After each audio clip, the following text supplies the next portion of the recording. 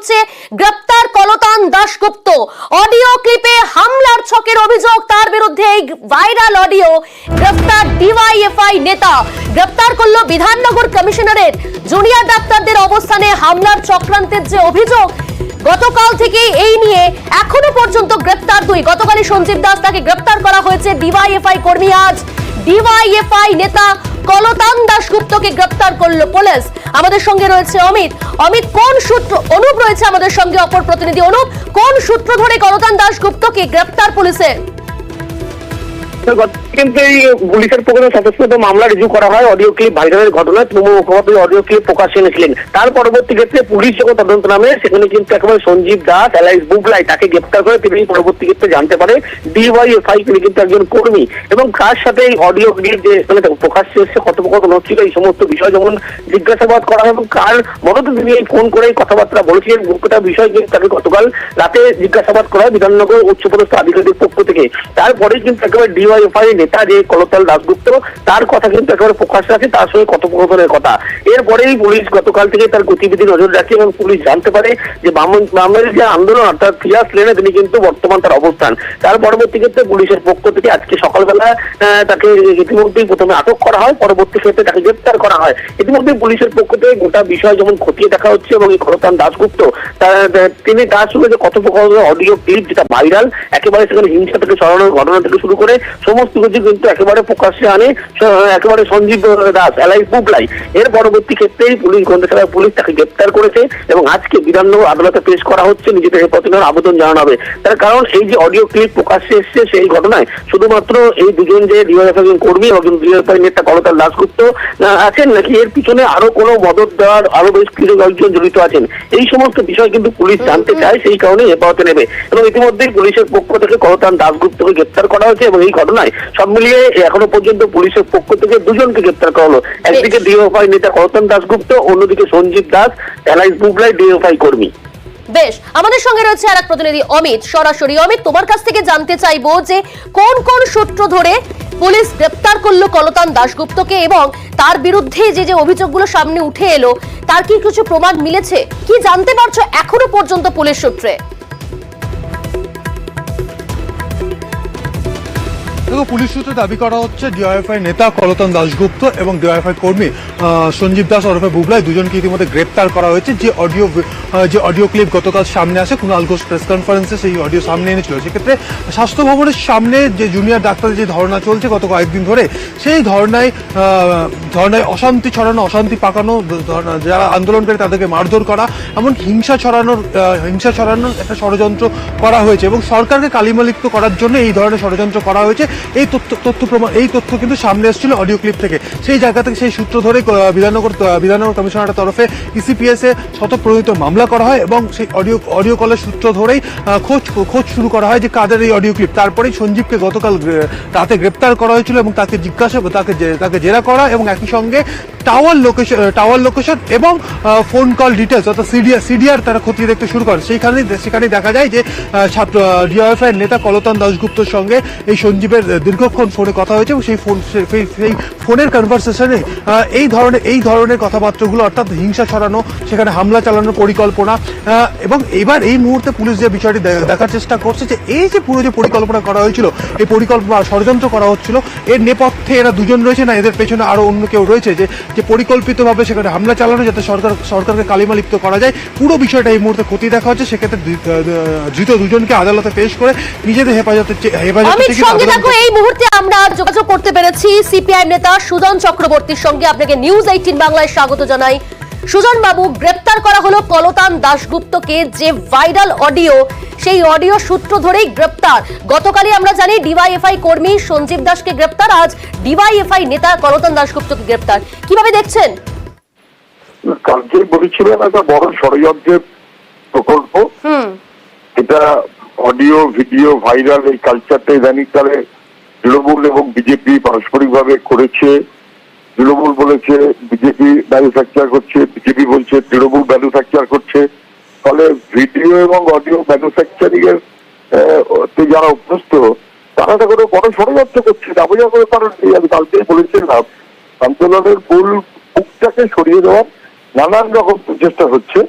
আর যা ওরা করতে চায় করলে ওদের সুবিধা হয় বলে মনে করে সেই রকম ভাবে একটা কিছু শখ সাজাবার ব্যবস্থা, এর বাইরে অন্য কিছু নয়। পুলিশের হঠাৎ তৎপরতা উচিত ছিল প্রথমে কুণাল ঘোষকে হেফাজতে দিয়ে জিজ্ঞাসাবাদ করে জানা এই ভিডিওটা কোথাকার, কে, কিভাবে, কেন, এসব বাদ দিয়ে রাজনৈতিক ষড়যন্ত্র বলেই আমি মনে করি। অসংখ্য ধন্যবাদ সুজন বাবু। কথা বলছিলাম সিপিআইএম নেতা সুজন চক্রবর্তীর সঙ্গে। রাজনৈতিক ষড়যন্ত্র, গতকালই তিনি বলেছিলেন বিভ্রান্তির চেষ্টা করা হচ্ছে কোথাও যেন। আজ তার প্রতিক্রিয়া, গ্রেপ্তার করা হলো কলতান দাশগুপ্তকে, তারপরই আমরা তার প্রতিক্রিয়া নিলাম। রাজনৈতিক ষড়যন্ত্র বলছেন তিনি।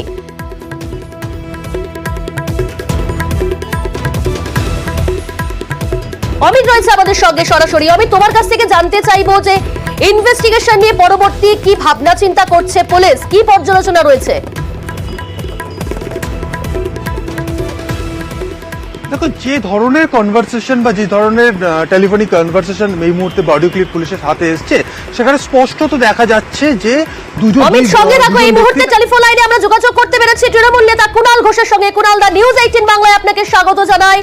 কুণাল দা, আপনি গতকাল যে ভাইরাল অডিও ক্লিপ সামনে এনেছিলেন, সেই অডিও ক্লিপে হামলার ছকের অভিযোগ, সেই অভিযোগে এবার গ্রেপ্তার ডিওয়াইএফআই নেতা কলতান দাশগুপ্ত।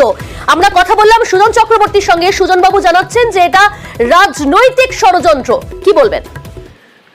দেখুন, ষড়যন্ত্র তো বটেই, রাজনৈতিক ষড়যন্ত্র এই পার্টটা তো সুজনদা ঠিক বলছেন। যে অংশটা বলছেন না সেটা হচ্ছে সেটা ওনারা করছেন। আমাদের যে হাতে এসেছিল, আমরা যারা এই কথাবার্তাগুলো বলছে তাদের মহল থেকেই, যারা অনিচ্ছুক, যারা হামলা করতে চায় না, তাদের দু একজনের কাছ থেকেই এই অডিওটা বেরিয়েছে, সেইটা সকলের সামনে গেছে। আমাদের বক্তব্য হচ্ছে যে জুনিয়র ডক্টররা কোন দাবিতে কি করছেন, রাজ্য সরকার মাননীয় মুখ্যমন্ত্রী এ বিষয়ে বলেছেন, ওইটা আলাদা পার্ট, ওর মধ্যে ঢুকছি না।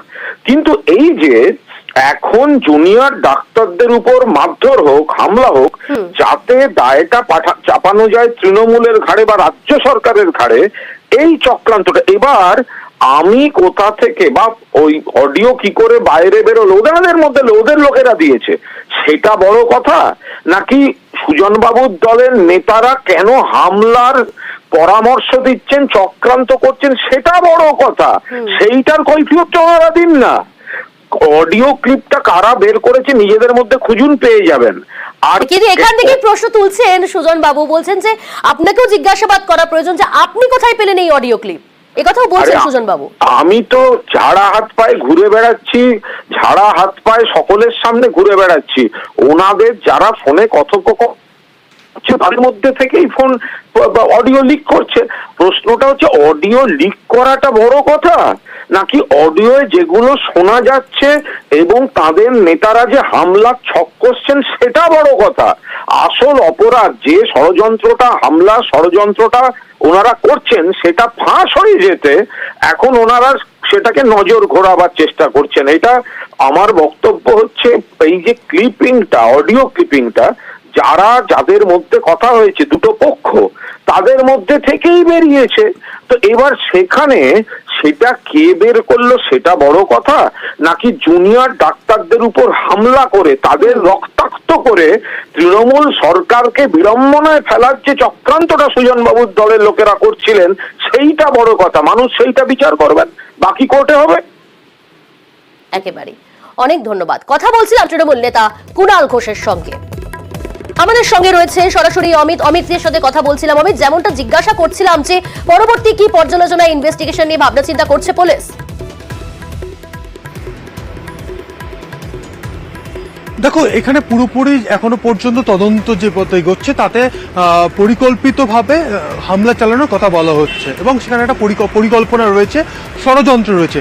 এই ষড়যন্ত্রের নেপথ্যে যে যাদের টেলিফোনিক কনভারসেশন সামনে এসছে, অর্থাৎ যাদের অডিও ক্লিপ সামনে এসছে, তারাই কি শুধু রয়েছে, নাকি এর নেপথ্যে আরো অন্য কেউ যুক্ত রয়েছে বা এদেরকে কেউ ইনস্ট্রাকশন দিয়েছে, সেই পুরো বিষয়টা কিন্তু এই মুহূর্তে তদন্ত সাপেক্ষ, তদন্তের জায়গায় কিন্তু উঠে আসছে। সেই জায়গা থেকে এই ধৃতদের জিজ্ঞাসাবাদ জেরা করে এই ষড়যন্ত্রের নেপথ্যে আর কারা রয়েছে সেই বিষয়টি কিন্তু তাদের খুঁজে বার করা কাজই করা হবে পুলিশের তরফে। কারণ যেভাবে স্বাস্থ্য ভবনের সামনে জুনিয়র ডাক্তাররা এই মুহূর্তে আন্দোলন করছেন, সেই আন্দোলনকারীদের ওপরে হামলা চালানো এমনকি তাদেরকে রক্তাক্ত করা, যে সমস্ত যে কনভারসেশনগুলো সামনে এসছে বা গতকাল কুণাল ঘোষের তরফে প্রেস কনফারেন্স করে যে অডিও ক্লিপ সামনে আনা হয়েছে, তাতে যে কনভারসেশনগুলো রয়েছে তাতে কিন্তু পুরোপুরি পরিকল্পনার কথা বোঝা যাচ্ছে বা একটা এবং এর নেপথ্যে কোথাও একটা ষড়যন্ত্র রয়েছে, তারই কিন্তু সন্ধান চালাচ্ছে এই মুহূর্তে বিধাননগর কমিশনারের তরফে সন্ধান চালানো হচ্ছে। সেই জায়গাতে এই দুজনের বাইরে আর কারা রয়েছে, ধৃতদের আদালতে পেশ করে নিজেদের হেফাজতে নেওয়ার পরে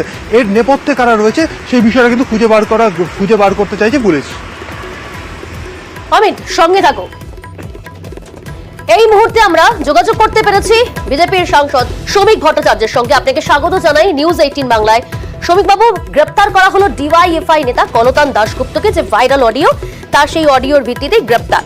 প্রশ্ন এই জায়গায়, সুজন বাবুর সঙ্গে কথা বললাম, তিনি বলছেন রাজনৈতিক ষড়যন্ত্র। কুণাল ঘোষের সঙ্গে কথা বললাম, তিনি বলছেন নজর ঘোরানোর চেষ্টা করা হচ্ছে। কিভাবে দেখছেন পুরো বিষয়টা, আপনার কি প্রতিক্রিয়া? দেখুন, একটা আন্দোলন যখন সর্বব্যাপী এবং সর্বস্পর্শী হয়ে গেছে, মানুষ যখন স্বতঃস্ফূর্তভাবে সমস্ত রাজনৈতিক বিভাজন এবং তার বেড়াজালকে ভেঙে দিয়ে এক জায়গায় মিলিত হচ্ছে, তার মধ্যে কিছু রাজনৈতিক শক্তি অপ্রাসঙ্গিক হয়ে যাওয়া, নিজেদের প্রাসঙ্গিক করবার জন্য চেষ্টা চালিয়ে যাচ্ছে। বিভিন্ন আন্দোলনকারীদের মধ্যে বিজেপি নেতৃত্বে গো ব্যাক স্লোগান দেওয়া হচ্ছে। বিজেপি পার্টি অফিসের দেওয়ালে গিয়ে আমাদের স্বাস্থ্য ভবনের সামনে সেখানে কাঁপতে হাতুড়ি তারা চিহ্ন এঁকে দেওয়া হলো।